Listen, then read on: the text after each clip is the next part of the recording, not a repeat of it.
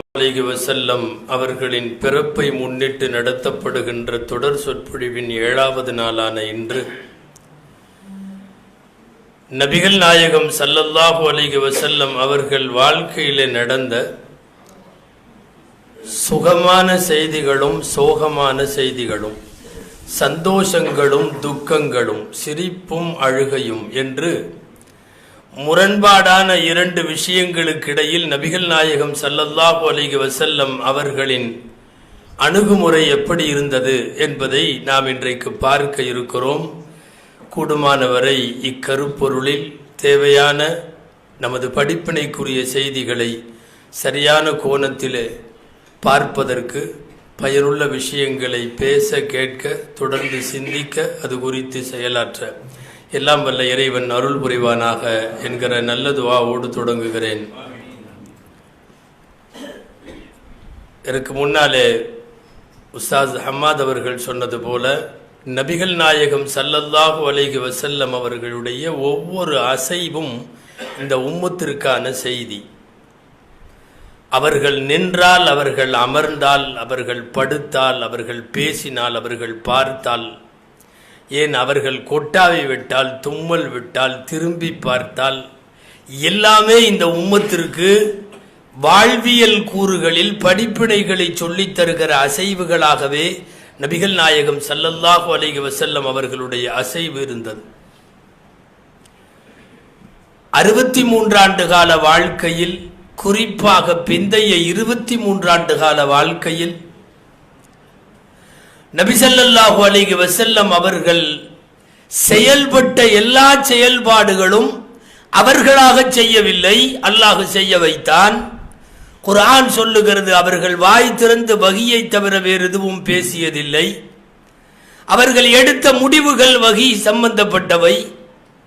அவர்கள் ஆற்றிய காரியங்கள் அத்தனையும் வஹியோடு தொடர்புடையவை.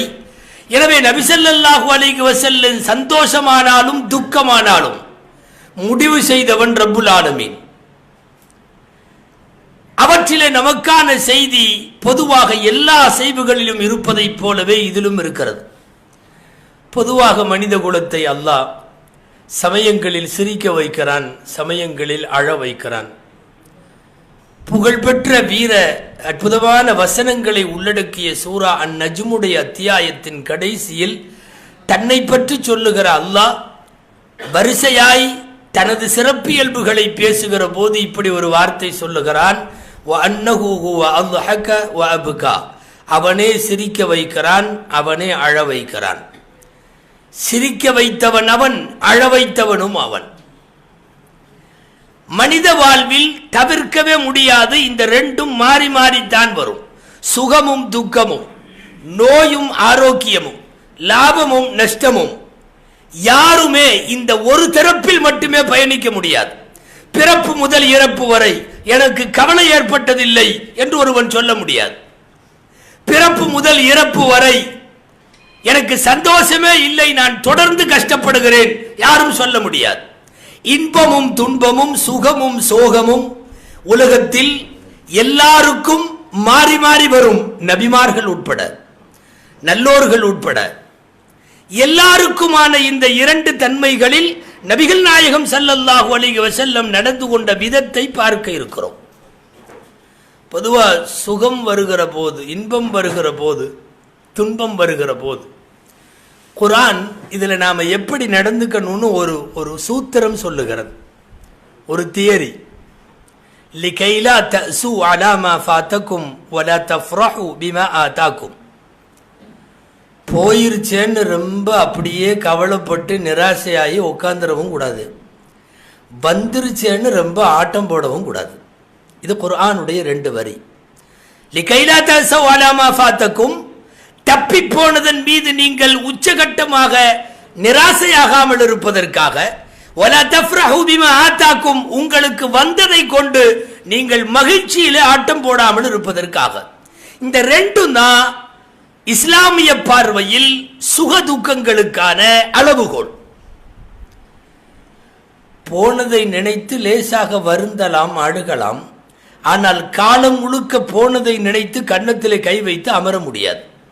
உங்களுக்கு தெரியும், உலகத்தில் கணவன் இறந்தால் மனைவி 4 மாதம் 10 நாட்கள் இருக்கிற துக்க நாட்களை தவிர உலகத்தில் இருக்கிற யாருக்காகவும் 3 நாளைக்கு மேல் துக்கம் இருக்கக்கூடாது. 3 நாளைக்கு மேலே இருக்க முடியாது. பல்வேறு இடங்களில் நாடுகளும் அரசுகளும் கூட 10 நாளைக்கு துக்கம் என்று சொல்லுவார்கள். அரை கம்பத்தில் 10 நாட்கள் பறக்கும் என்று சொல்லுவார்கள். கம்பத்தில் கொடி மட்டும்தான் அரை கம்பத்தில் பறக்குமே ஒழிய அரை வயிறெல்லாம் யாரும் சாப்பிட்றதில்லை, யாரு போனாலும். அப்போ இஸ்லாமிய பார்வையில் துக்கம் 3 நாட்கள் மட்டுமே. ஒரு காத்திருப்பு காலமாய் அடுத்த வாழ்க்கைக்கு தயாராக வேண்டிய மனோ பயிற்சிக்காக இறைவன் மனைவிக்கு மட்டும் கணவன் இறக்கிற போது 4 மாதம் 10 நாட்கள் துக்க காலமாய் வைத்திருக்கிறான். அலங்காரம் செய்யாமல் அவள் அமைதியோடு வீட்டில் இருப்பாள். இதை தவிர போய்விட்டதே என்று அப்படியே தலையில கை வைத்து அமர்வதல்ல, வந்துருச்சே அப்படிங்கிறதுக்காக வேண்டி ஆட்டம் போடுறதும் அல்ல. இந்த 2 வரிக்கு அப்படியே வாழ்வியல் இலக்கணமாக நபி ஸல்லல்லாஹு அலைஹி வஸல்லம் வாழுகிறார்கள். பொதுவாக திருக்குர்ஆனினுடைய வரிக்கு வரி வாழ்ந்து காட்டுகிற தலைவராக இருக்கிறார்கள் நபிகள் நாயகம் ஸல்லல்லாஹு அலைஹி வஸல்லம். அப்பன்னா இந்த 2 வரிக்கும் போனதை நினைத்து புலம்பாமல் வந்ததை நினைத்து அதிகம் ஆட்டம் போடாமல் இருக்கிற இந்த சுக துக்கங்களுக்கான அளவுகோலும் நபிகள் நாயகம் ஸல்லல்லாஹு அலைஹி வஸல்லம் அவர்கள் வாழ்ந்து காட்டுகிறார்கள். நான் ஆரம்பத்தில் சொன்னது போல வாழ்க்கை பூரா துக்கம் யாரும் இல்லை, வாழ்க்கை பூரா சந்தோஷம் யாரும் இல்லை. அதாவது உலகத்தில் கஷ்டப்படுற துக்கப்படுற கவலைப்படுற யாரும் நம்ம பரவாயில்லன்னு நினைக்கிறதுக்கு அவங்களுக்கு கீழே ஒருத்தர் ஆண்டவன் வச்சிருக்கான். எவ்வளவு மோசமாக இருந்தாலும் சரி, அவர் அப்படியே பெட்டில் படுத்து அன்கண்டிஷனாக இருக்கிற ஆளு கூட அவரை விட மோசமாக வேற ஒருத்தரை பார்த்து அல்ஹம்துலில்லாஹ் ஆண்டவன் என்னை இப்படி வச்சிருக்கிறான் அப்படின்னு சொல்லிக்கிறதுக்கு ஒரு சந்தர்ப்பம் அல்லாஹ் தருகிறார், யாராக இருந்தாலும். இமாம் சாதி ஷிராசி அவங்க சொல்லுவாங்க இல்லையா, காலுக்கு செருப்பு இல்லைன்னு கவலைப்பட்டுக்கிட்டே போனேன், காலே இல்லாமல் ஒருத்தர் உட்காந்துருந்தாரு, அவரை பார்த்த உடனே நான் அல்ஹம்துலில்லாஹ்னு சொல்லிட்டு போயிட்டேன். உலகத்தில் யாராக தனக்கு கீழ்நிலையில இருக்கிற இன்னொருவரை பார்த்து அல்ஹம்துலில்லாஹ் என்று சொல்ல ஒரு சந்தர்ப்பத்தை ரப்புல் ஆலமீன் வைத்திருக்கிறார். வேடிக்கையா சொல்லுவாங்க, முல்லாவோட கழுதை காணாம போச்சுன்னு வந்து சொல்லியிருக்கிறாங்க. முல்லா உங்க கழுதை காணாம போச்சு அப்படின்னு, அல்ஹம்துலில்லாஹ் அப்படின்னாரா. கழுதை காணாம போச்சுங்கிற அல்ஹம்துலில்லாஹ்னு சந்தோஷமா சொல்றேன். அவர் சொன்னாராம், நல்ல வேளை கழுதையில நான் இருந்திருந்தா நானும் சேர்ந்துல காணாம போயிருப்பேன் என்று சொல்லுவாராம். அதாவது எதையாவது நினைத்து அல்ஹம்துலில்லாஹ் என்று சொல்லிக்கொள்ள மனித வாழ்க்கையில ஒண்ணு இருக்கு. யாருக்கா இருந்தாலும் அவரை விட நான் பரவாயில்ல என்று தேர்ச்சி கொள்ள. நம்ம பிரச்சனை என்ன தெரியுமா, எந்த துக்கம் வந்தாலும் சோகம் வந்தாலும் எனக்கு மட்டும்தான் உலகத்திலேயே வந்திருக்கிற மாதிரி ஒரு ஃபீலிங், வேற யாருக்குமே வராத மாதிரி நம்மளா நினைச்சுக்கிறது. தேடி பார்த்தா கிடைக்கும். நாம் எவ்வளவு சிறப்பாக இருக்கிறோம் ஒரு ஆஸ்பத்திரிக்கு போய் பாருங்கள் புரியும், ஒரு ஜெயிலுக்கு போய் பாருங்கள் புரியும், உலகத்திலே கஷ்டப்படுகிற ஜனங்களை பார்க்கிற போது புரியும். நாம என்ன நினைக்கிறோம்னா, அல்லாஹ் என்னை இப்படி வச்சுட்டான், என்னை இப்படி வச்சுட்டான், எனக்கு இப்படி ஆகி போச்சு, ஆண்டவனுக்கு கண் இல்லை, இப்படி பார்த்துட்டானே, அப்படி செஞ்சுட்டானே, தொடர்ந்து புலம்பல். அல்லாம தகி உஸ்மானி ரஹ்மத்துல்லாஹி அலைஹி அவங்க இருக்கிறாங்க, ஜீத மஜிதுகும் முத்தவ்வல்லும் பாகிஸ்தானுடைய பெரிய ஆலிம். அவங்க இந்த சுக துக்கங்களை பற்றி எழுதுகிற போது ஒரு செய்தி எழுதுகிறாங்க. பொம்பளைக்கு வயிற்று வலின்னு கூப்பிட்டு போயிருக்காங்க, கடுமையான வயிற்று வலி. பொம்பளை வீட்டில் உழுகிற எல்லாத்தையும் போட்டு ஒரு வழி பண்ணிருச்சு, அலப்பறை பண்ணி ஆஸ்பத்திரி கூப்பிட்டு போய் உட்கார வச்சுருக்காங்க. வலிக்குதே வலிக்குதே வலிக்குது, வவுத்து வலிக்குது வவுத்து வலிக்குது. அவர் பக்கத்தில் ஹஸ்பண்டு சொன்னார், எம்மா எத்தனையோ பேத்துக்கு வருது என்னென்னமோ, இங்கே பாரு ஆஸ்பத்திரியில் எப்படியெல்லாம் இருக்காங்க, உனக்கு வவுத்து வலி மட்டும்தான், ஒன்றும் பிரச்சனை இல்லை. இல்லை உங்களுக்கு வந்தால் தானே தெரியும் எனக்கு வவுத்து வலிக்குது அப்படின்னு. கடைசியில் அந்த நேரம் பார்த்து ஒரு பேஷண்ட் ஒருத்தர் ஆக்சிடெண்ட் ஆகி ரொம்ப ரத்த வெள்ளத்தில் ஸ்ட்ரெச்சரில் வச்சு தூக்கிட்டு வர்றாங்க. கை கால் எல்லாம் உடஞ்சி எல்லா பக்கம் ரத்தம், மண்டை புலந்துருக்கு, வண்டி கூப்பிட்டு வராங்க. ஸ்ட்ரெச்சரில் போகுது.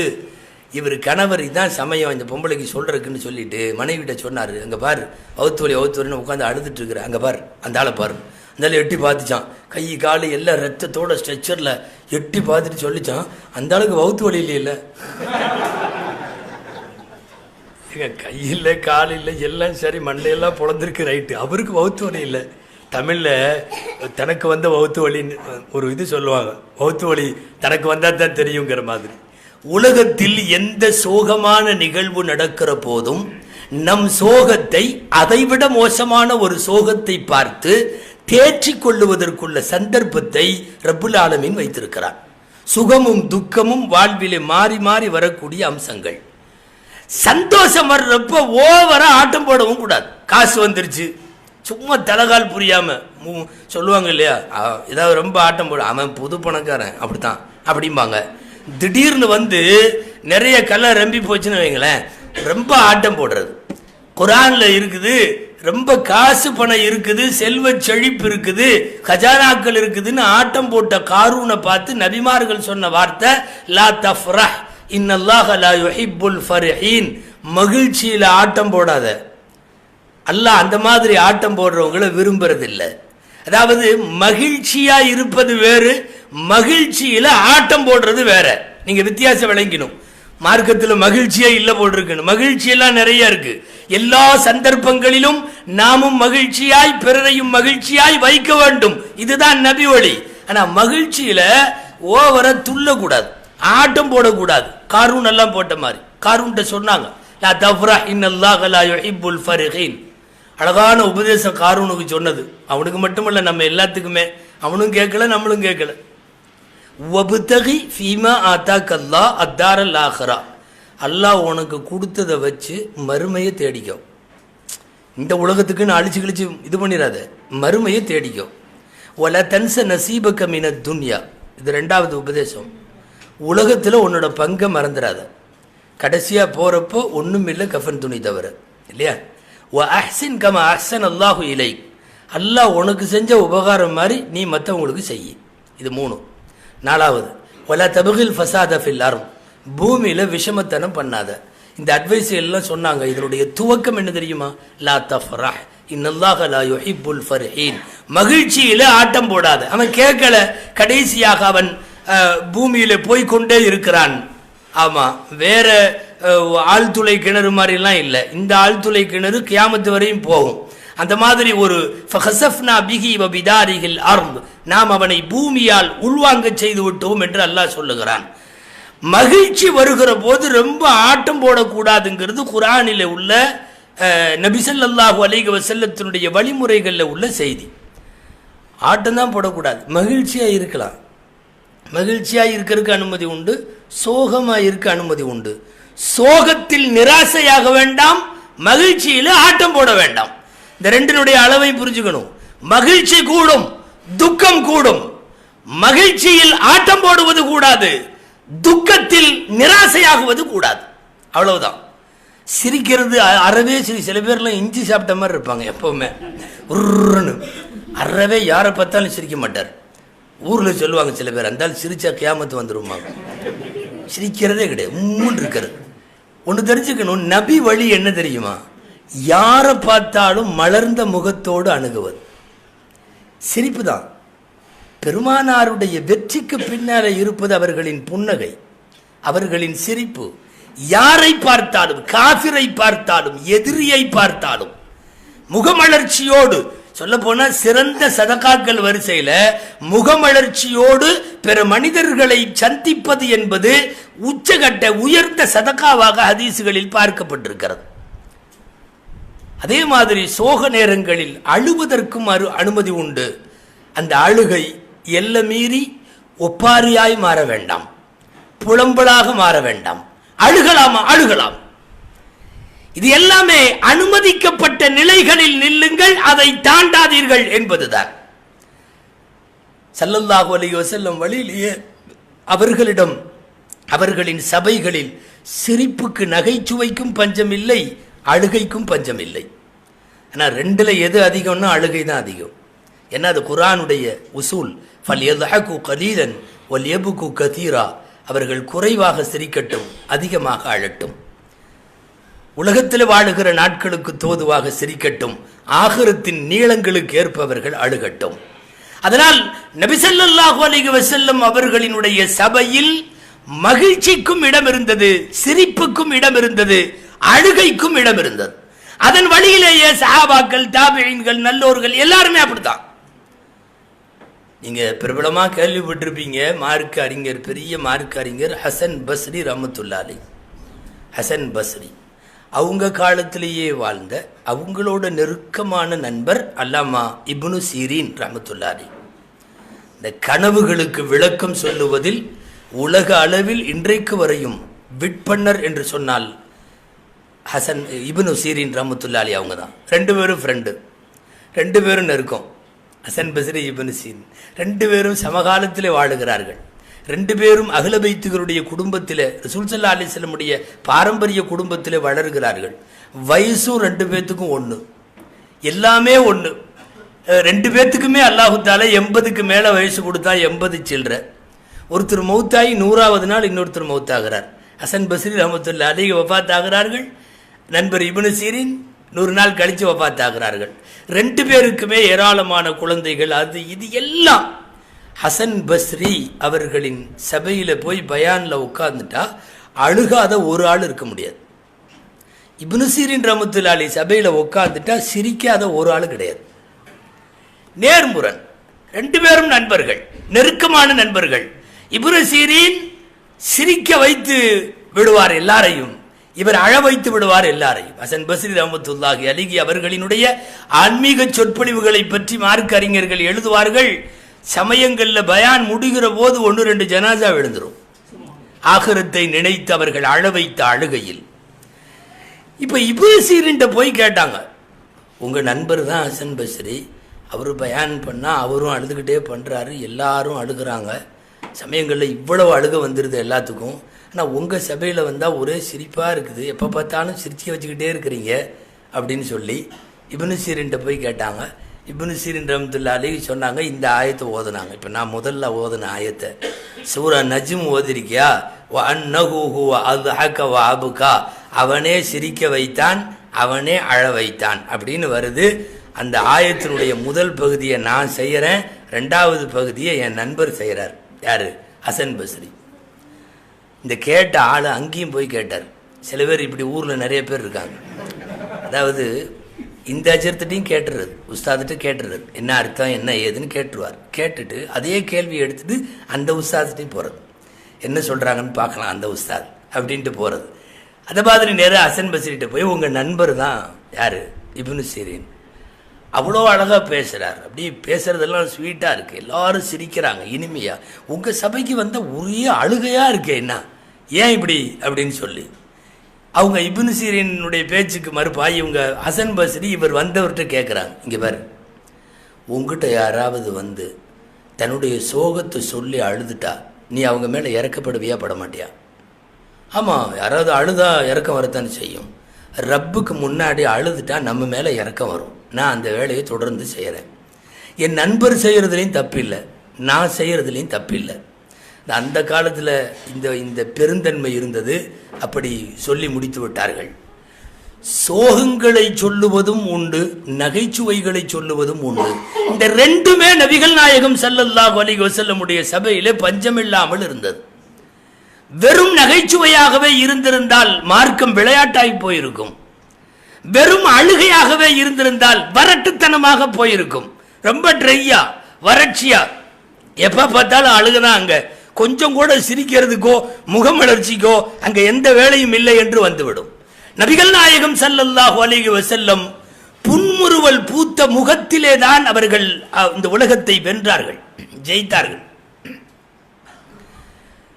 சிறந்த அமல், ஐயுல் அமலி அஃதல், எந்த செயல் சிறந்தது என்கிற கேள்வி பல கட்டங்களில் கேட்கப்பட்டிருக்கிறது நபிகள் நாயகத்திடம். கேட்போருக்கு தோதுவாய், கேட்கும் காலத்திற்கு தோதுவாய், கேட்கும் இடத்திற்கு தோதுவாய் நபி ஸல்லல்லாஹு அலைஹி வஸல்லம் பல்வேறு பதில்களை சொல்லி இருக்கிறார்கள். அந்த வரிசையில் சிறந்த அமல் எது என்று கேட்கப்பட்ட மதீனாவின் ஒரு தருணத்தில் ஸல்லல்லாஹு அலைஹி வஸல்லம் சொன்னார்கள், அன் துத்கில சுரூர அலல் முஸ்லிம், நீ அடுத்த முஸ்லிமினுடைய கல்புல சந்தோஷத்தை போடு, அவருக்கு மகிழ்ச்சியை கொடு. வஅன் தக்தியஹு லஹு தைனஹு வஅன் துத்இமஹு ஜுஅஹு, அவருக்கு பசியை போக்க உணவளி, முடிந்தால் அவருடைய கடனை அடைக்க வழிபார். இந்த 3 செயல்கள் சிறந்த செயல்கள் என்றார்கள். அதுல ஃபர்ஸ்ட் செயல் என்ன தெரியுமா? மற்றவங்களை மகிழ்ச்சியா வச்சுக்கிறது, அடுத்தவர்களை மகிழ்ச்சியாக வைத்துக் கொள்ளுவதை சொல்லுகிறார்கள் நபிகள் நாயகம் ஸல்லல்லாஹு அலைஹி வஸல்லம். இந்த நகைச்சுவை உணர்வு ரசூலுக்கு இருந்தது. ஸல்லல்லாஹு அலைஹி வஸல்லம் அவர்களினுடைய சபைகளிலே இருந்த சஹாபாக்களுக்கும் அந்த உணர்வு இருந்தது. ரொம்ப எப்போ சந்தோஷப்படுவாங்க நாயகம், எப்போ சிரிப்பாங்க. ஹதீஸ்களில் தேடி பார்த்தா யாராவது இஸ்லாத்தில் இணைகிற போது உச்சகட்டமாக சந்தோஷமாயிருவாங்க. ஒரு நபரோ ஒரு குழுவோ நிறைய பேரோ யார் இணைஞ்சாலும் நபிகள் நாயகம் ஸல்லல்லாஹு அலைஹி வஸல்லம் சந்தோஷப்படுவார்கள். ரெண்டாவது, வஹி வந்தால், அதாவது ஜிப்ரீலை சந்தித்து விட்டால் நபிகள் நாயகம் ஸல்லல்லாஹு அலைஹி வஸல்லம் அதிக சந்தோஷத்தோடு இருப்பார்கள். ஏன்னா வஹி வர்ற நாளெல்லாம் அல்லாட்ட இருந்து செய்தி வர்ற நாள், அல்லாட்ட இருந்து சுப செய்திகள் வரக்கூடிய நாள். மூணாவது, இஸ்லாமிய படைகள் எங்காவது போய் அவர்கள் வெற்றி பெற்று விட்டார்கள் என்கிற செய்தி வந்தால் அன்னைக்கு பூரா நபி ஸல்லல்லாஹு அலைஹி வஸல்லம் பெரிய மகிழ்ச்சியோடு இருப்பார்கள். அவர்களுடைய மகிழ்ச்சிகளின் வரிசையில் இதுவெல்லாம் வருகிறது. முதல்ல உலகத்திலே இருக்கிற எல்லாரையும் மகிழ்ச்சிக்குள்ள வழியை சொல்லி தந்தார்கள். சிறந்த அமல், நீங்கள் அடுத்தவர்களின் மனதிலே மகிழ்ச்சியை கொண்டு வர வேண்டும். அதாவது மலர்ந்த முகத்தோடு இருக்கணும். சில பேர்த்துக்கு எத்தனையோ சுண்ணத்துகளை பின்பற்றவங்களுக்கு இந்த சுண்ணத்து தெரிய மாட்டேங்குது. மலர்ந்த முகத்தோடு இருக்கிறதே இல்லை. மனைவிட்டையும் சரி, மக்கள்கிட்டையும் சரி, உங்களுடைய கஸ்டமர்கள்ட்ட, வாடிக்கையாளர்கள்ட்டையும் சரி, பப்ளிக்லையும் சரி, பிரயாணத்தில் பக்கத்தில் இருக்கிறவங்கள்ட்டையும் சரி, யாராக இருந்தாலும் மலர்ந்த முகத்தோடு இருந்து பாருங்கள், வெற்றிகள் தானாக தேடி வரும். இது நபி ஸல்லல்லாஹு அலைஹி வஸல்லம் இந்த உலகத்திற்கு சொல்லி கொடுத்த மிகப்பெரிய சூத்திரம். ரசூலுல்லாஹ் உலகத்தை சொல்ல போனா வென்றதே இதை வைத்துத்தான். அபூதருல் கிஃபாரி ரலியல்லாஹு அன்ஹு ஒரு சஹாபி, பிரபலமான நபித்தோழர். அவர்கிட்ட ஒருத்தர் தன்னுடைய சகோதரரை பற்றி சொன்னார். இவன் என்னோட தம்பி, அமைதியாக இருப்பான், இவனுக்கு ஏதாவது நல்ல செயல்பாடு ஏதாவது சொல்லுங்க, நல்ல அமல் ஏதாவது சொல்லுங்க. அவர் வரிசையாக சொன்னார். ஏழைக்கு உணவளினார். இல்லை அதெல்லாம் பண்ண மாட்டான், அப்படியெல்லாம் அவன் இல்லை, அப்படியெல்லாம் பண்ணுறவன் அல்ல அப்படின்னார். பாதையில் இருக்கிற கல்லு முள்ளு இதையெல்லாம் எடுத்து நகர்த்தி போடு, அது ஈமானுடைய உயர்ந்த செய்தி. அவன் அப்படியெல்லாம் குனிஞ்சு செய்கிறவன் அல்ல, அவன் அப்படி இருப்பான், அவ்வளோதான், இப்படியெல்லாம் பண்ண மாட்டான். சொன்னார், மக்கள்கிட்ட பேசுகிறப்போ மென்மையான வார்த்தைகளில் பேச சொல்லு, சிறந்த அமல்களில் இதெல்லாம் வருது. அவன் அப்படி பேசுகிறவன் நல்லா கொஞ்சம் கடுப்பாக தான் பேசுவான், எதை சொன்னாலும் மாட்டேன்ட்டே வர்றாரு. அபூதருல் கிஃபாரி வரிசையாக சொல்லிக்கிட்டே வர்றாங்க எல்லாத்தையும். கடைசியாக சொன்னாங்க, வஅமுருஹு அன் யுல்கி பஷாஸத வஜ்ஹி, அவன் மற்றவங்களை பார்க்குறப்போ முகம் வளர்ச்சியோடு பார்க்கட்டும், குறைந்தபட்சம் அதை செய்யட்டும். நல்லா பேசக்கூட வேணாம், பார்க்கும்போது கொஞ்சம் முகம் வளர்ச்சியாக புன்முறுவலாக பார்க்கட்டும், அதையாவது சொல்லு. அவங்க அண்ணன் சொன்னார், என் தம்பி அதையும் பண்ண மாட்டான். அபூதருல் கிஃபாரி சொன்னார், ஃபஅதுல்லாஹ அன் யஹ்ஃபத மின்ஹுல் பிலாத வல் இபாத். அப்படின்னா இதுக்கு மேலே நான் அல்லாட்ட துவா செய்யணும், யா அல்லாஹ் இவன்கிட்ட இந்த உலகத்தை காப்பாற்று, இவன்கிட்ட அல் பிலாத வல் இபாத், அடியார்களையும் ஊர்களையும் யா அல்லாஹ் இந்த மாதிரி உள்ளவன்கிட்ட இருந்து பாதுகாத்துரு. அதாவது நற்காரியங்கள், தர்மகாரியங்கள் என்று சொல்லித்தரப்படக்கூடிய சின்ன சின்ன செயல், இதெல்லாம் பெருசா கையறுத்துக்க வேண்டியதில்லை, பாக்கெட்ல இருந்து ஒன்று கொடுக்க வேண்டியதில்லை. மென்மையான பேச்சு, புன்முறுவலான முகம். நபிகள் நாயகம் ஸல்லல்லாஹு அலைஹி வஸல்லம் ஹிராமலை குகையிலே அவர்கள் வகியை வாங்கிவிட்டு இறங்குகிற போது பாக்கெட்டில் 10 காசு இல்லை, ஒரு காசு இல்லை. ஒரு ஒரு ஒரு கட்சி ஒரு இயக்கம் தொடங்குறப்போ, ஒரு தஹரீக்கு, ஒரு மிகப்பெரிய அளவில் ஒரு இன்வெஸ்ட், நிறைய பேர், இது கோடிக்கணக்கில், ஒன்றுமே கிடையாது, 10 பைசா இல்லை. கையில் இருந்தது களிமா மட்டும்தான், லா இலாஹ இல்லல்லாஹ் முஹம்மதுர் ரசூலுல்லாஹ்.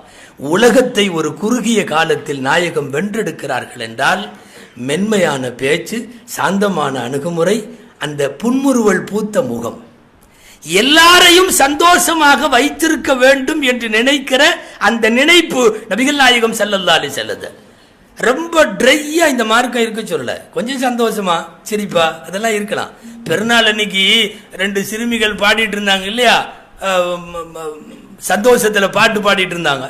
பாட்டு பாடிட்டு இருந்தப்போ ரசூலுல்லாஹ் உட்கார வச்சுட்டு அவங்களுக்கு முன்னாடியே பாட்டா பாடுறீங்க அப்படின்ட்டு வேகமா போய் அபூபக்கர் ரலியல்லாஹு அடிக்க போறோன்னே, யா அபூபக்கர் தஅஹுமா فإن لكل قوم عيدا وهذا عيدنا ولتعلم اليهود وليعلم اليهود أن في ديننا فسعة.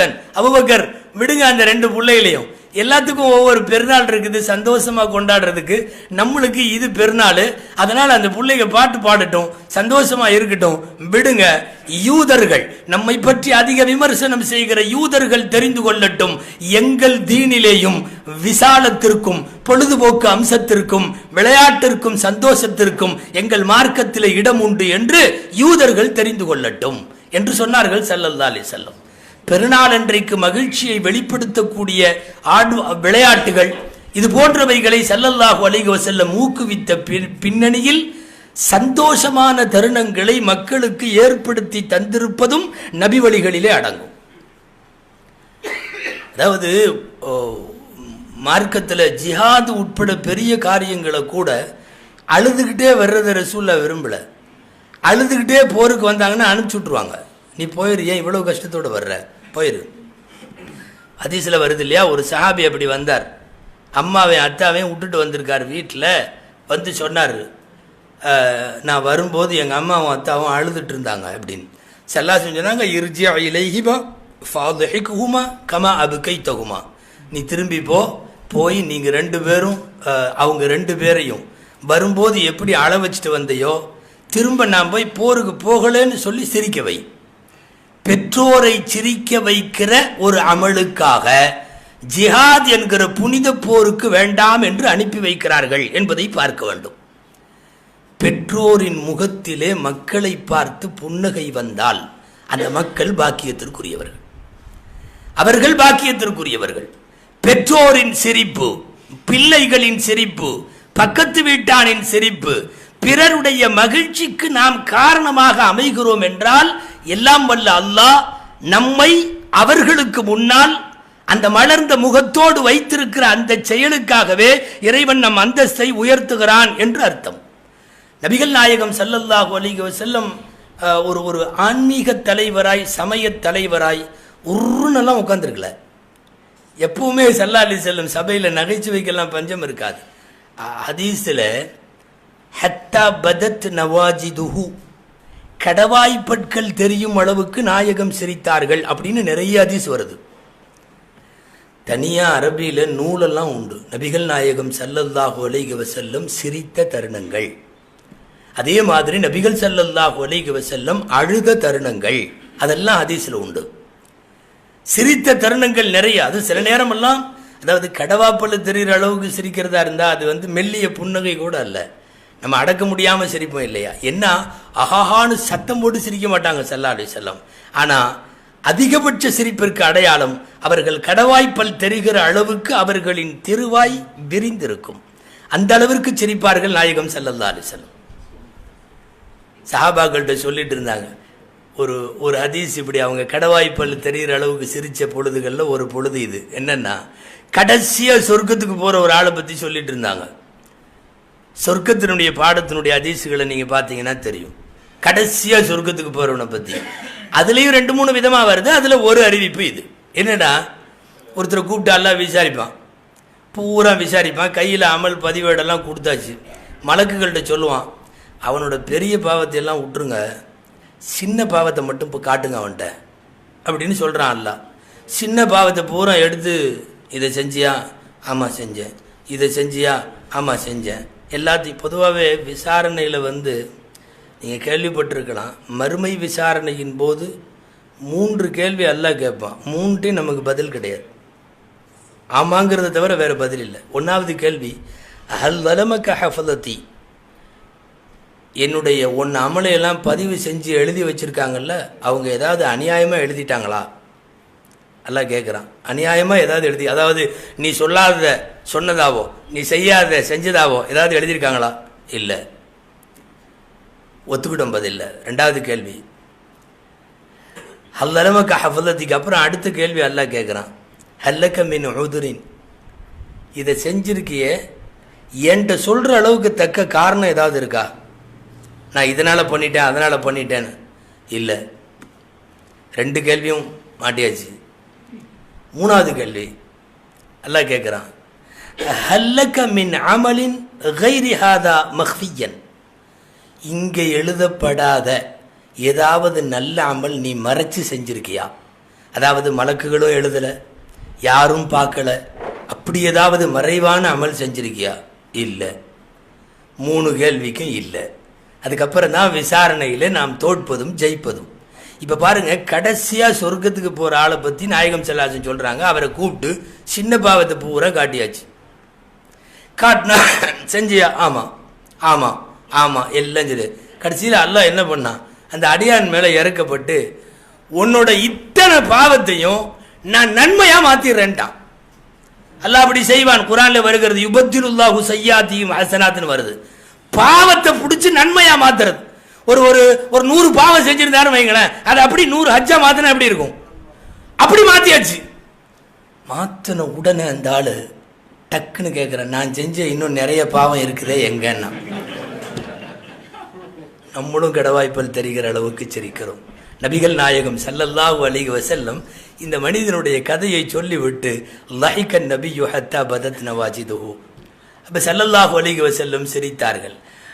மார்க்க ரீதியாக இப்படி பல்வேறு சுவையான செய்திகளை சொல்லிவிட்டு அவர்கள் கடவாய்ப்பல் தெரிகிற அளவுக்கு சிரிப்பதும், கூடியிருக்கிற சபையின் சஹாபாக்களை சிரிக்க வைப்பதும் 2மே நபிகள் நாயகம் ஸல்லல்லாஹு அலைஹி வஸல்லம் அவருடைய வாழ்க்கையில் நடந்திருக்கிறது. சஹாபாக்களும் ரொம்ப பயங்கரமான சூஃபியை போல தெரியுது, அவங்களாம் சிரிக்கவே மாட்டாங்க, பேசவே மாட்டாங்கன்னு நினச்சிக்காதீங்க. அவங்கள்ட்டையும் நிறைய அந்த நகைச்சுவை அம்சம் யார்கிட்ட இல்லை. கடுமையான பசி. அபூபக்கர் ரலியல்லாஹு, உமர் ரலியல்லாஹு அங்கே போகிறாங்க ஸல்லல்லாஹு அலைஹி வஸல்லத்திட்ட. ஒன்றும் இல்லை, வயிற்றில் பஞ்சகாலம். போனால் ஸல்லல்லாஹு அலைஹி வஸல்லத்துக்கு புரிஞ்சு போயிடும், அவங்க வர்ற தோரணையிலேயே அவங்க எப்படி வர்றாங்க, என்ன பொசிஷனில் வர்றாங்க தெரிஞ்சுக்கிச்சு. ஸல்லல்லாஹு அலைஹி வஸல்லம் சொன்னாங்க, பக்கத்தில் அபூ ஹுரைரா இருந்தார் ரலியல்லாஹு, அவங்கள கூப்பிட்டு, அபூ ஹுரைரா, உஸ்மான் ரலியல்லாஹு வீட்டுக்கு போங்க, ஏதாவது கொடுப்பாங்க வாங்கிட்டு வாங்க சாப்பிட்றதுக்கு. விறுவிறுன்னு போனார். இந்த அபூ ஹுரைரா ரலியல்லாஹு பள்ளி பூனை, அவர் பேர் தானே பூனை தானே, பூனை வளர்த்து, அவர் ஒரு பள்ளி பூனை. அவர் எங்கே சொன்னாலும் டக்குன்னு உடனே ஓடிட்டு ஓடியாந்துருவார். சர்ன்னு போனார், போன வேகத்தில் திரும்பி மாட்டார். என்ன வல்லாஹி மா வஜத்து உஸ்மான் ஃபீ பைத்தி, உஸ்மான் ரலியல்லாஹு வீட்டில் இல்லை அப்படின்னாரு. அதாவது அவர் சொல்கிற பதில் வேகமாக வெறப்பாக சொல்கிறது, இவங்களுக்கு பசியோடு இருக்கிறவங்களுக்கு ஒரு மாதிரி இருக்குது அந்த பதில். எது இப்படி பட்டுன்னு சொல்கிறாரு இந்த ஆளுன்னு. ஸல்லல்லாஹு அலைஹி வஸல்லம் சொன்னாங்க, ஜுபைர் வீட்டுக்கு போ, அங்கே ஏதாவது கொடுப்பாங்க வாங்கிட்டு வா. ஜுபைர் இப்னுல் அவாம் வேகமாக போனார். போன ஸ்பாட்டில் அப்படி ரிட்டன். வல்லாஹி மா வஜத்து ஜுபைர ஃபீ பைத்தி, ஜுபைரும் வீட்டில் இல்லை. இந்த உமர் ரலியல்லாஹுக்கு அவங்களுக்கு எப்போவுமே கடுமையும் இருக்கும், நகைச்சுவையும் இருக்கும், மென்மையும் இருக்கும், ஃப்ரெண்ட்ஸுகள்கிட்ட ரொம்ப ஜாலியான அணுகுமுறையும் இருக்கும். டக்குன்னு சொன்னாங்க உமர் ரலியல்லாஹு, இஜ்லிஸ் யா அபா ஹுரைரா ஃபஇன்னக இதா தஹப்த இலல் பஹ்ரி லஜஃபா. அபூ ஹுரைரா, நீ பேசாமல் உட்காந்துரு, நீ கடலுக்கு போனால் தண்ணி இருக்காது. அதாவது உஸ்மான் ரலியல்லாஹு வீட்டுக்கு போயிட்டு வர்ற, உஸ்மான் வீட்டில் இல்லை. ஜுபைர் ரலியல்லாஹு வீட்டுக்கு போயிட்டு வர்ற, ஜுபைர் வீட்டில் இல்லை. நீ கடலுக்கு கூட போகாத, அங்கே அநேகமாக தண்ணி இல்லாமல் இருந்தாலும் இருக்கும். இது ஒரு தாக்குதல் அல்ல, நண்பர்களுக்கிடையில் நாயகம் அமர்ந்திருக்கிற போது ஏற்படுகின்ற சுவாரஸ்யமான பேச்சுக்களை சொல்லுகிறேன். வரட்டுத்தனமாக இருக்கிற சூழ்நிலை நபிகள் நாயகம் ஸல்லல்லாஹு அலைஹி வஸல்லம் இல்லை. எப்போதும் அவர்களுடைய பாணி. சஹாபாக்கள் சிரிக்க வைக்கிற போது இவர்கள் சிரிப்பதும், இவர்கள் சொல்லுகிற போது நபிகள் ஸல்லல்லாஹு அலைஹி வஸல்லம் சொல்லுகிற போது அவர்கள் சிரிப்பதும் பெருமானாருடைய சபைகளில் வழக்கமாக இருந்தது. என் நினைவு சரியா என்று தெரியவில்லை, இதற்கு முன்னால் இதே சபையிலே கூட சொன்ன நினைவு இருக்கிறது. சொல்லியிருக்கலாம், ஏற்கனவே சொல்லியிருந்தாலும் தைரியமாக சொல்லலாம். ஏன் தெரியுமா? உங்களுக்கு ஞாபகம் இல்லை. சொல்ல ஆரம்பிச்சதுக்கு பிறகு ஆமாமா இதுதானே அப்படின்னு சொல்லுவீங்க. ஆனால் அதாவது மேராஜ் அன்னைக்கு எங்கள் ஊர் அஜர்த்துட்டு ஒரு ஆள் கேட்டார். மேராஜ் அன்னைக்கு மத்தியானம், ஹஜ்ரத் இன்னைக்கு நைட் என்ன மேராஜ் பயனா? ஆமாம். அதே தானவா? 1வது வானம், 2வது வானம், 3வது வானம், அதானே சொல்ல போறீங்க அப்படின்னாரு. அவர் உஸ்தாத் அவரை கூப்பிட்டு இங்கே உட்காரு, நான் 27 வருஷமா அதைத்தான் பேசிட்டு இருக்கேன். மேராஜ் அன்னைக்கு அதைத்தான் பேச முடியும், பூமியை பிளந்துட்டு போனாங்கன்னு பேச முடியாது. வானத்தோட தயவு செய்து சொல்லு, முதல் வானத்தில் யார் இருந்தா, 2வது வானத்தில் யார் இருந்தா, 3வது வானத்தில், அதெல்லாம் அந்த அளவுக்கு ஞாபகம் இல்லை. அப்படின்னா மரியாதையா வருஷம் கேளு. ஒரு சஹாபி நபித்தோழர் ஒருவர் வருகிறார். நபிகள் ஸல்லல்லாஹு அலைஹி வஸல்லமுடைய சபையில ரம்ஜான்ல மனைவியோட கூடிட்டேன், ரம்ஜானுடைய பகல்ல மனைவியோட கூடிட்டேன், நோன்பு வச்சுட்டு பெரிய தவறு செஞ்சுட்டேன், நான் ஹலாக்கா போயிட்டேன், நான் ஹலக்து வகாத்து அஹ்லி ஃபி ரமதான், நான் ஹலாக்கா போயிட்டேன், அழிஞ்சு போயிட்டேன், இப்படி கூடிட்டேனே அப்படின்னு சொல்லி அழுதுகிட்டே வந்தார்.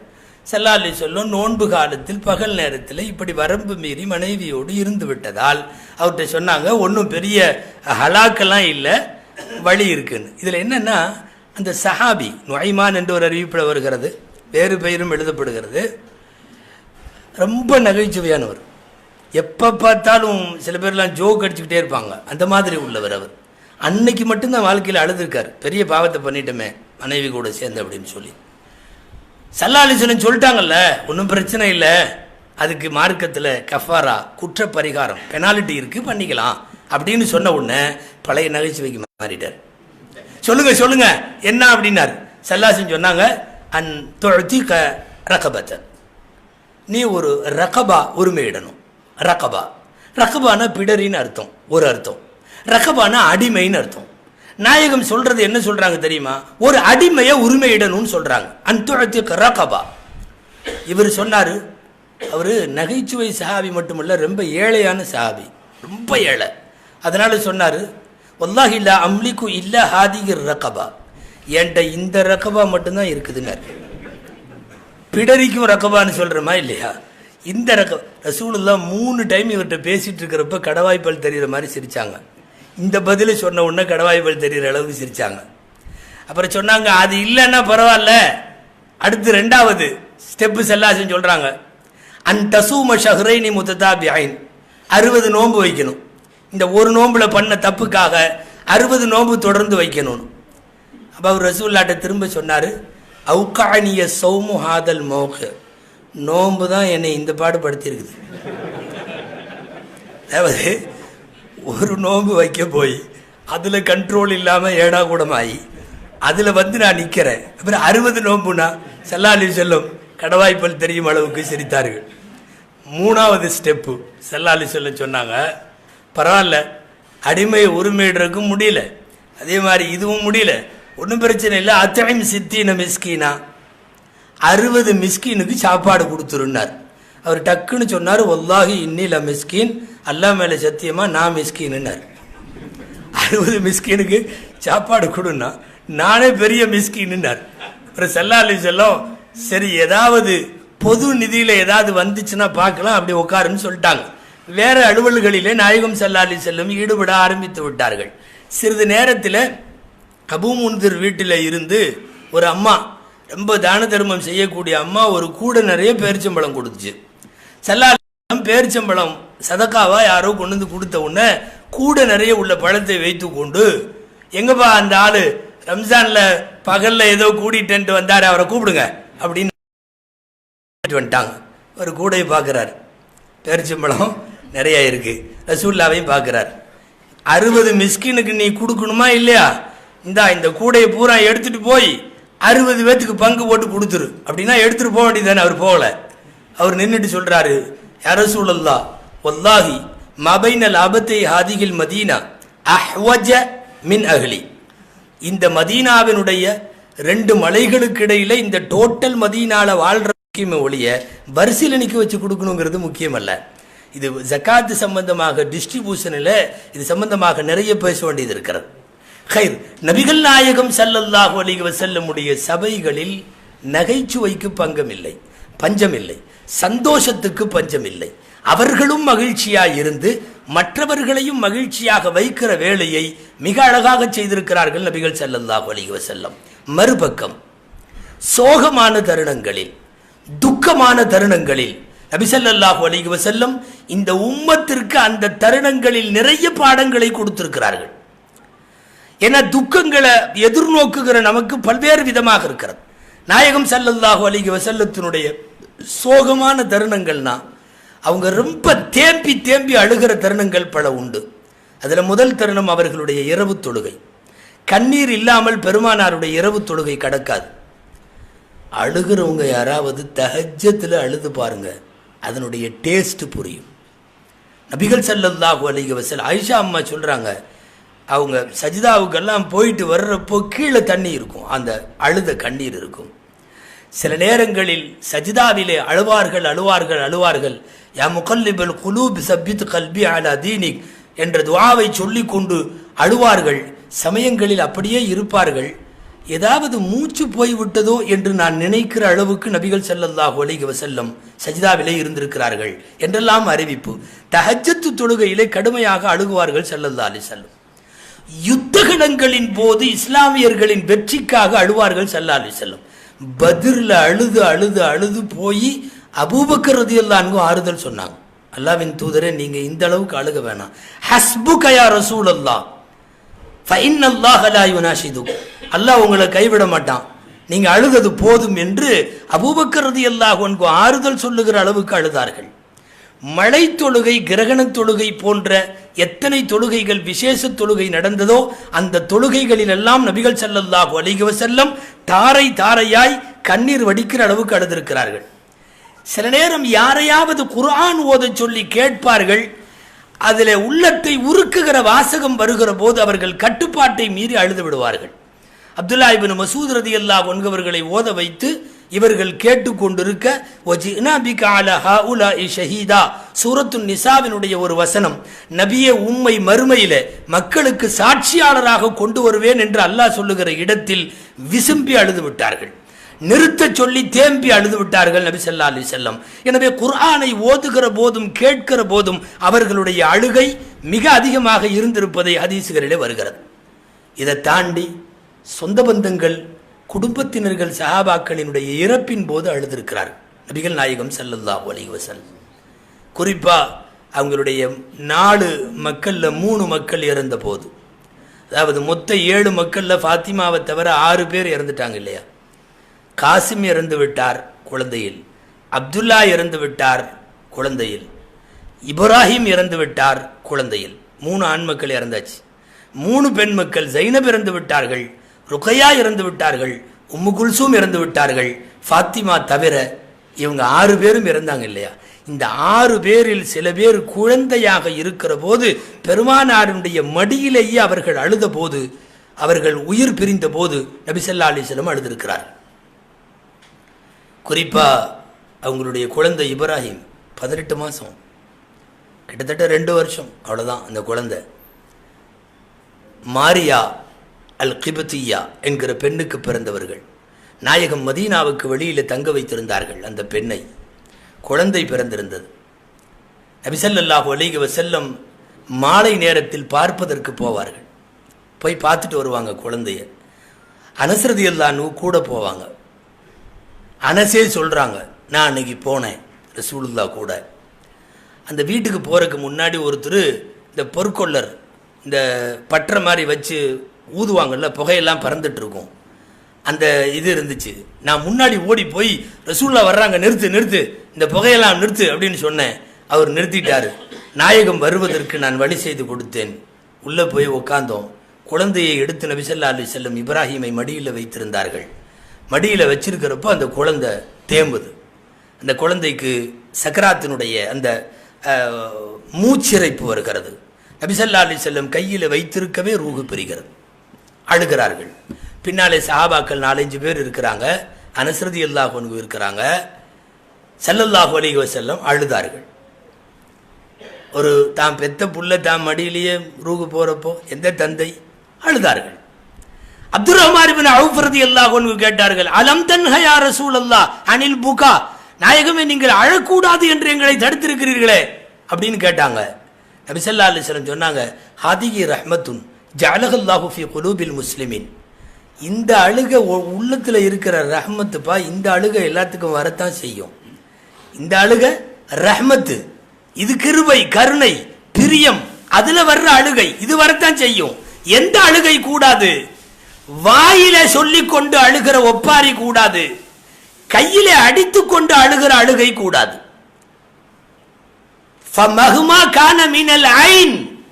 கண்ணிலிருந்து வருமானால் அது சிறந்தது, ரஹ்மத்துன்.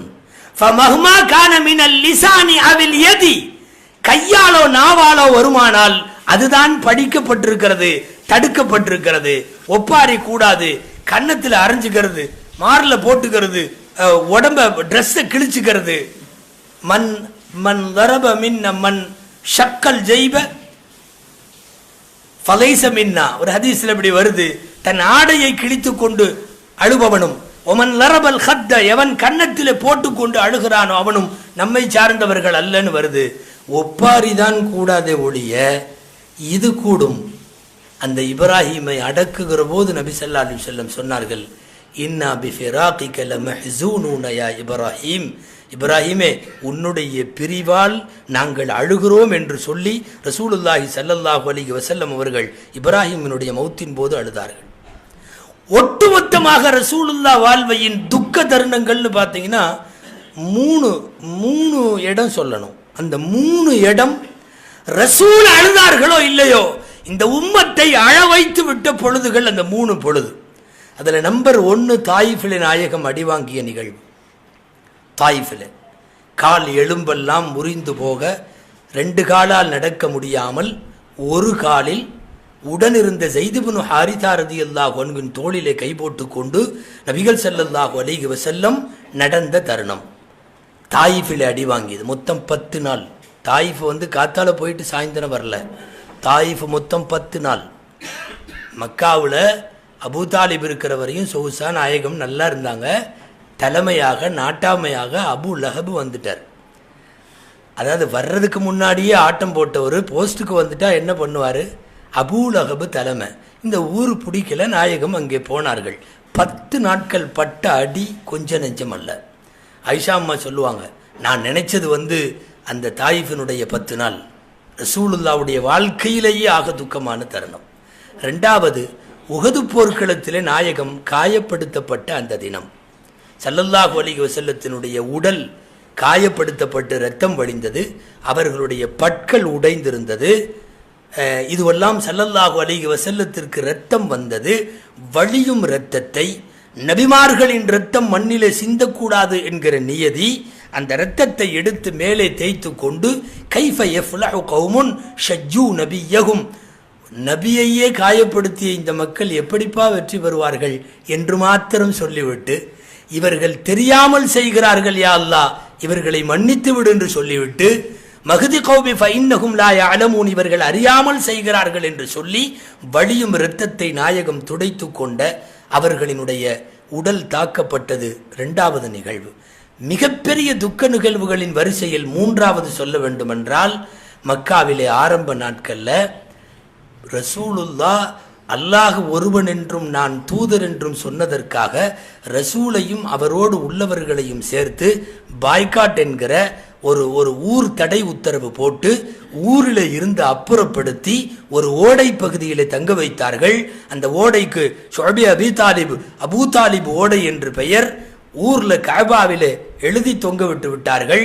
முகம்மதோடும் அவரோடு முஸ்லிமானவர்களோடும் அன்னம் தண்ணி புழங்கக்கூடாது, இந்த ஊர்ல யாரும் ஒட்டு உறவு வச்சு கொள்ளக்கூடாது, யாரும் எதுவும் கொடுக்கல் வாங்கல் கூடாது, ஏதாவது இருந்துச்சுன்னா அவங்க மேல நடவடிக்கை எடுக்கப்படும் என்பது உள்ளிட்ட எல்லாத்தையும் எழுதி போட்டப்போ இரவு பகல் யாரும் பார்க்கவோ தீண்டவோ ஆளில்லாத, வயிற்றுக்கு ஒன்றும் இல்லாத அந்த நிலையில் ரசூலுல்லாவும் சஹாபாக்களும் பல மாத கணக்கிலே நீண்ட அந்த தடை உத்தரவு நேரத்தில் ஸஅத் இப்னு அபீ வக்காஸ் ரலியல்லாஹு அன்ஹு ஒரு சஹாபி, அவங்க பின்னால சொல்றாங்க, அதாவது நல்ல நல்ல உணவெல்லாம் ஒரு சபையில் கொண்டு வச்சப்போ ஸஅத் இப்னு அபீ வக்காஸ் சொல்லுவார், இன்னைக்கு இந்த உணவெல்லாம் கொண்டு வைக்கிறீங்க, நான் ரசூலுல்லாஹ் கூட அந்த ஊரடங்கு உத்தரவு, அந்த ஊர் தடை உத்தரவு, ஊர் விளக்க உத்தரவில் ஷுஅபி அபீ தாலிபில் தங்கியிருந்தப்போ பசி கொடுமையில் என்னென்னத்தையோ சாப்பிட்டோம். பகல்லையா இருந்தால் எடுக்கிறது என்ன பொருள்னு கண்ணுக்கு தெரிஞ்சு போயிடும். அது ஒட்டகத்தினுடைய சாணமோ ஆடு மாடுகளுடைய கழிவோ என்னமாவது இருக்கும், எடுத்து வாயில போட மனசு வராது. இரவு இருட்டானதுக்கு பிறகு கையை வச்சு கிடைக்கிறத எடுத்து வாயில போடுவோம். அல்லாஹ் மேல சத்தியமா சொல்றேன், இன்னைக்கு வரைக்கும் ஷுஐப் அபூ தாலிபில் வச்சு நான் சாப்பிட்ட சில வஸ்து என்னன்னு எனக்கே தெரியாது. ஏன்னா ஒன்றும் இல்லை, உண்பதற்கு ஒன்றும் இல்லை, குடிப்பதற்கு நீர் இல்லை, ஊர் மக்கள் எந்த தொடர்பும் இல்லாமல் தள்ளி வைக்கப்பட்ட நாட்கள். ஒரு மனிதனுக்கு வாழ்க்கையில் அதாவது நம்ம யாராவது ஜெயிலுக்கு போயிட்டு வந்தால் மறக்க மாட்டேங்கிறோம் இல்லையா? ஜெயிலுக்கு போகிறாங்கல்ல, போயிட்டு வந்தாங்கன்னா மறக்கவே முடியாது, 3 மாதம் உள்ளே இருந்தேன் அப்படின்னு சொல்கிறாரா இல்லையா? ஒரு மிகப்பெரிய சிறைச்சாலையிலே திறந்த வெளி சிறைச்சாலையாக அடக்கி வைக்கப்பட்டார்கள் நபிகள் நாயகம் ஸல்லல்லாஹு அலைஹி வஸல்லம். ஆக தாயிஃபின் போது, உஹது போரிலே அடிபட்ட போது, ஷுஐப் அபீ தாலிபிலே தள்ளி வைக்கப்பட்ட போது, இந்த நேரங்களில் எல்லாம் நபிகள் நாயகம் ஸல்லல்லாஹு அலைஹி வஸல்லம் கண்களில் கண்ணீர் வந்திருக்கிறது. அது அவர்களின் நலத்திற்கான கண்ணீர் அல்ல, இந்த உம்மத்தினுடைய, மார்க்கத்தினுடைய, முஸ்லிம் உம்மாவினுடைய நிலைமைகளை குறித்து. அப்படி நிறைய தருணங்கள் ரசூலுல்லாஹ் அழுதிருக்கிறார். இதுவெல்லாம் ரசூல் வாழ்க்கையில் நடந்த துக்க தருணங்கள். சில சஹாபிகள் பிரியமானவங்க மௌத்தா போயிட்டா தன்னை அறியாமல் அழுதுருவாங்க. மெம்பரில் நின்றுட்டு குத்துபா கொடுத்துட்டு இருக்கிறப்போ சொன்னாங்க, போருக்கு போன 3 சஹாபிகள் மௌத்தா போரில் இறந்துட்டாங்கன்னு சொல்லிட்டு இருக்கிறப்போ ஜாஃபர் இறந்துட்டாருன்னு சொல்லும் போது உடஞ்சு அழுதுட்டாங்க மெம்பரில் வச்சு. ஜாஃபர் போயிட்டார், அலி ரலியல்லாஹுடைய சகோதரர் ஜாஃபர் ரலியல்லாஹு. அதாவது சஹாபாக்கள்ல அப்படியே நிற்க வச்சா இவர் தான் ரசூலுல்லாஹ்ன்ற அளவுக்கு உருவம் ஒப்பா இருக்கும் 2 பேத்துக்கும். அப்படியே ஜாஃபர் ரலியல்லாஹு அன்ஹு, அதுவும் பின்னாடி இருந்து யாராவது பார்த்தா யார் ரசூலுல்லாஹ்ன்ட்டு போனாலும் போயிடுவாங்க. அப்படி ஒரு ஒப்புவமை ஜாஃபர் ரலியல்லாஹு அன்ஹுக்கும் ரசூலுல்லாஹுக்கும். அஷ்பஹத ஹல்கி வ குலுகி, ஜாஃபரை பார்த்து நாயகம் சொன்னார்கள், நீ என்ன என்னுடைய குணமும் உன்னிடம் இருக்கிறது, என் உருவ அமைப்பும் உன்னிடம் இருக்கிறது என்று சொன்னார்கள் நபிகள் நாயகம் ஸல்லல்லாஹு அலைஹி வஸல்லம். அமைப்பு ஒரே மாதிரி இருக்குன்னு சொன்னாங்க. யாரை பார்த்து? ஜாஃபர் ரலியல்லாஹு அன்ஹு அவர்களை பார்த்து. ரசூல் ஸல்லல்லாஹு அலைஹி வஸல்லம் அவர்கள் ஜாஃபர் ரலியல்லாஹு அன்ஹு வஃபாத்துன்னு சொன்ன உடனே, அந்த வஃபாத்து செய்தியை கேள்விப்பட்ட உடனே வீட்டுக்கு போனார்கள்.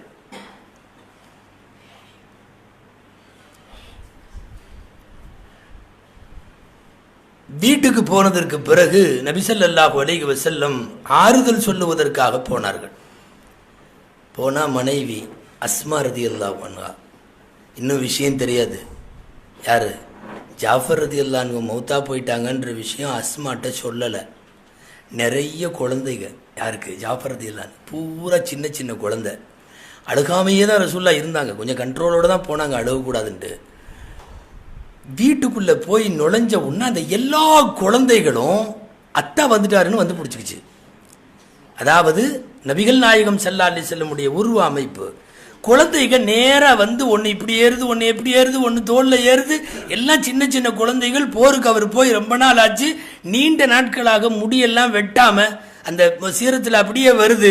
முடி வெட்டாமல் இருந்த அந்த குழந்தைகள் எல்லாம் ஏறி தங்கள் தகப்பனார் என்று அழுகிற போது அத்தனை குழந்தையும் சேர்த்து இப்படி பிடிச்சவங்க உடஞ்சு அழுதுட்டாங்க ஸல்லல்லாஹு அலைஹி வஸல்லம். என்ன பதில் இந்த குழந்தைகளுக்கு சொல்றது?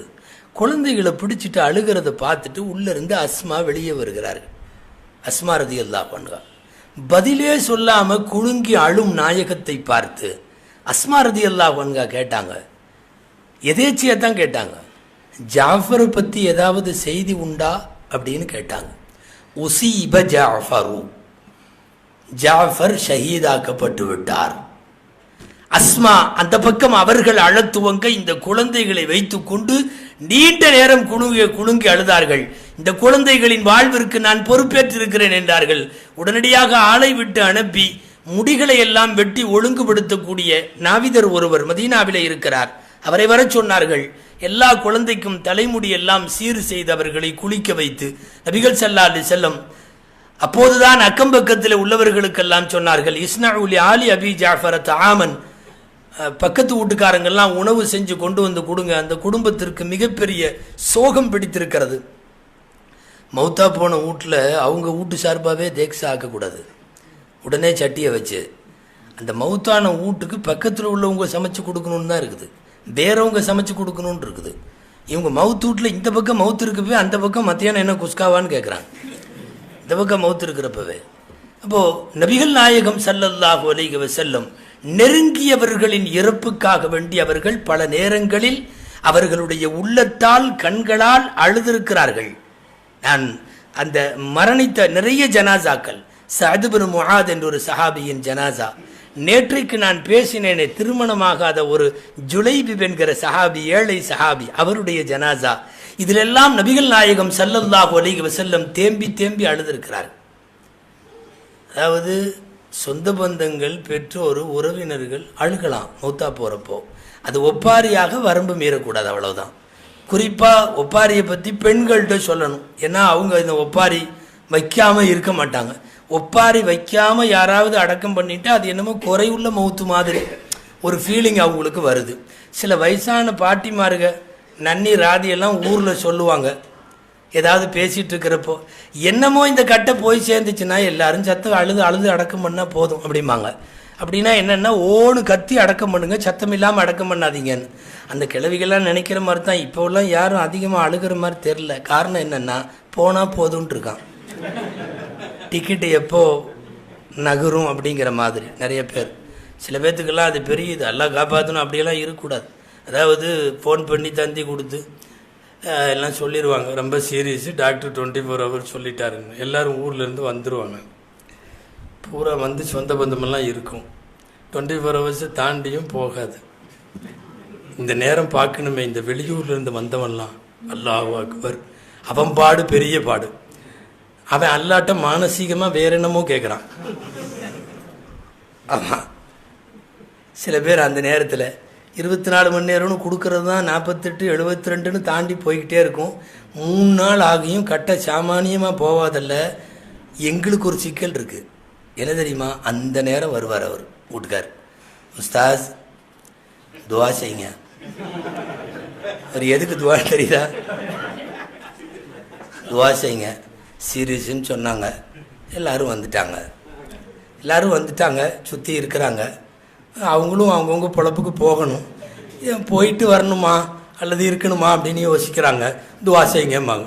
நமக்கு இந்த நேரம் என்ன துவா ஓதுறதுன்னே தெரியாது. இல்லை, இந்த மாதிரி காத்திருக்கிறதே இது ஒரு பெரிய ஆதாபு. இது அதாவது ஒரு நேரத்தில் நீங்கள் அழாதீங்க அப்படி இப்படின்னு எல்லாம் அடுத்த தலைமுறைகிட்ட இந்த பாடம் தேவையில்லாத மாதிரி தெரியுது. காரணம், அழுகிறதுக்கே எவனும் தயாராக இல்லை, அழுவதற்கே தயாராக இல்லை. நான் சொல்லி கொண்டு வந்தது, சுகதுக்க நேரங்களில் குறிப்பாக நபிகள் நாயகம் ஸல்லல்லாஹு அலைஹி வஸல்லம் துக்கமான தருணங்களில் பல பேர்